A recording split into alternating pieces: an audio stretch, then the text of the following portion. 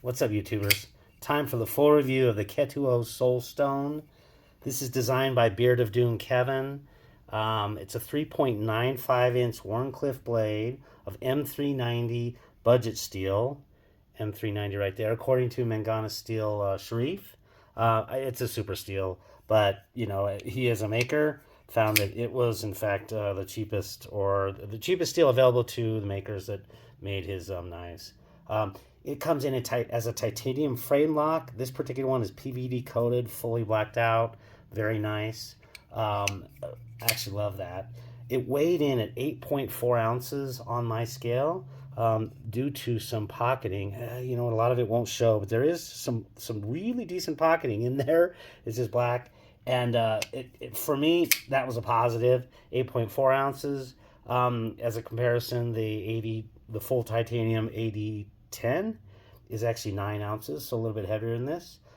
It prices at $385 US, made by Ketuo. So if you ever followed Beard of Doom, he doesn't do as much content these days on knives.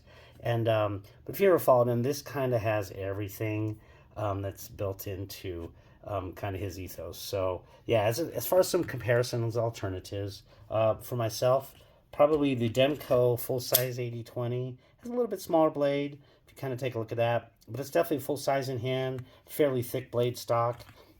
This blade stock basically puts to shame any of these knives that I'm going to be bringing up here. But the 8020, I think definitely would be in that realm. Full titanium, those are from Original Goat. In total, that would be $650. You can get just the regular one, and it is available in a shark's foot. A shark's foot is essentially like a sheep's foot. It gives you some of the same cutting kind of characteristics and capabilities that this nice Wharncliffe does. Also, Hinder makes a really good Wharncliffe. I don't have one at this point in time. I have enough other Wharncliffe and sheep's foot-like blades, and actually I will show that next knife. This particular knife, the XM24, does have that long blade, but some of that is sacrificed for finger choil in there. They do sell non-choiled ones as well. Like I said, the XM24, I think, would be in that realm. That one would go for $600. And then let's go ahead and bring out kind of like for me, the as far as an actual use case, the one that made the most sense in my collection is really the Microtech MSI. This one also uses, those all basically use 20 CV steel, those other two. This one uses the MK or M390 MK. It's Microtech's specific, whatever heat treat and combination of, who knows. But this one also kind of, in terms of the choke up position, I think would be a comparable use one. And with these Original Goat scales, the entire thing is $300. So $300 against $385. Yes, aluminum, not to be confused with titanium, but definitely, certainly the rigidity of it and solidity of it in hand. So much thinner blade stock, of course. So that's, for me, I think the MSI would definitely be something for utility, but this knife is not about all utility. It's about fantasy and that sort of thing. So let's kind of jump into the pros of this knife, because I have a lot of them. The deployment methods are fantastic. First, fantastic. This fuller, it's really due to this fuller being at the perfect, literally the perfect amount of kind of grip and friction there. So yeah, that fuller was excellent. As for rear deployment, works. Their second fantastic, and then for thumb. So yeah, fuller deployment, excellent. The top deployment works just fine, or I should say front deployment. I can do it with my finger finally after kind of carrying it enough. And yeah, so as far as the deployment, absolutely excellent. I would say it is about as perfect as a fuller can be cut into a nice thick blade stock. So yeah, excellent. The attitude adjustment position, aka the attitude adjuster, you've got these nice little finger grooves right in there, and then your thumb goes up here. Look at that. You got a lot of clearance, not just as an attitude adjuster, but as a glass breaker too. I didn't obviously not going to test this one. But yeah, it's just a super comfortable position for attitude adjustment slash glass breaking. The jimping is perfect. Take a look. There's enough flat on this surface up here, kind of tough to see with it being a fully blacked out blade, but it has kind of jimping on each side so that there's nothing offensive in the full saber position like this. But in reality, a lot of times with jimping, you're kind of moving your thumb to either side. It's excellent. Nothing bites into you, but it grabs. So it has 100% of everything. It is jimping perfection. In as much as, like, for example, Spyderco jimping, I think is the texture-wise perfect. Multi-draw cut perfection. If you take a look at this one, it has the full draw cut position, and I did use this one for a lot of draw cuts. Excellent. It was, I used it a little bit less in this position, but it has this kind of further back position if you want to make draw cuts. And that's where Wharncliffe blades and sheep's foots do a really good job. This one with these two positions it's second to none. I would say multi-draw cut position perfection. The hidden integrated lanyard hole for your doodads. You can do your doodads there. We'll do our doodads. That's my honor to Kevin. And I didn't use doodads, but plenty enough space to get in lanyard or the paracord 550. So yeah, you can definitely get in there, and it's nice and hidden. Check that out. Excellent. That's one of those things that is always appreciated, is kind of have a hidden lanyard hold for those people that do want their doodads. The pocketed frame for weight relief I already talked about. I actually carried this thing in shorts, and it had no problems. I mean, with just that little bit of weight relief, I did actually kind of, I didn't have a problem carrying this even in shorts. So yeah, there was that. The pocket clip is also awesome too. The retention, it's nice and long one. I'm finding I'm liking longer ones.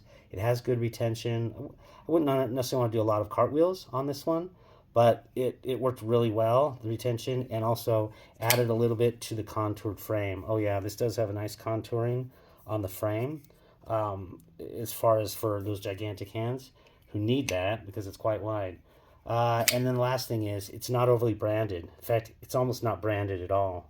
It has just the steel M390, and then it has Ketuo, and then this little, I don't know if that's their brand or Kevin's, but it has that little design there. Otherwise, you don't see anything else on here. So that is an awesome, awesome thing, is when you have something that's not overly branded. So lots and lots of awesome pros on this knife. So what are the cons? Well, this one is gigantic. Let me bring this out. The width of this knife at its maximum is 0.96 inches. 0.96 for me, it's almost an inch wide. It's kind of like one would expect with like a bushcraft knife, where you're going to be holding that in a lot of time doing that sort.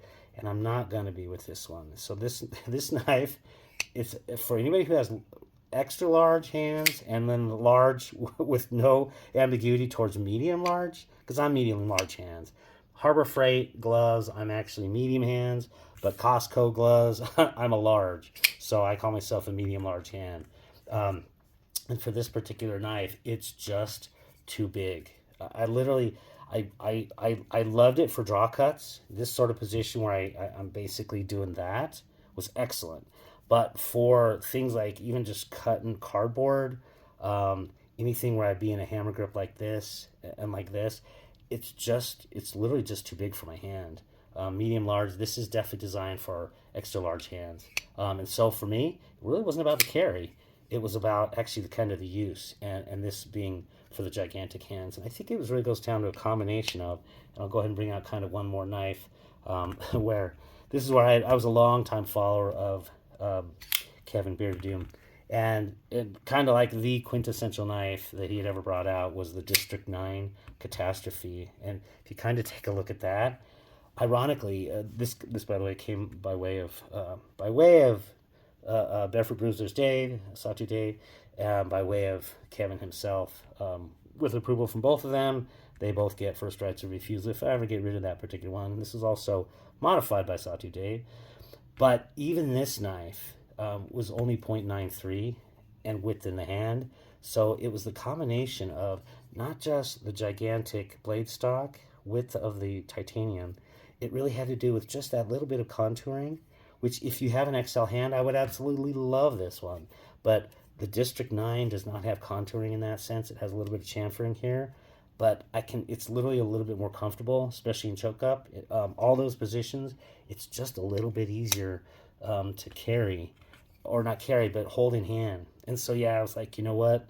This one is not going to be a long-term hold for me. So that being said, this one is going to make its new home over at Ultimate EDC. I'll definitely link his channel below. Very cool. He also gives cool movie recommendations. I found that so many of his recommendations I've already seen because we do share very similar tastes. But a few that I had not seen and have watched, I was like, yeah, very cool. So definitely check out his channel. And overall, what would I say is this knife, I would love it if I wanted a gigantic or a very, very large Wharncliffe. They're second to none as far as the use would be. It's just too big for my hands. And so, yeah, this is an XL Dream Wharncliffe. But for me, it's just, I just, like I said, my medium large hands. Somebody once said I have little Mitch hands. You know what that means? And they're not quite little Mitch, but they're medium large Mitch hands. And yeah, it just has to move along. So look for that channel, Ultimate EDC, and this will find its home there. So hope you found this interesting, if not of use, and I appreciate your time. Take care. Bye. What's up, YouTubers? Slip.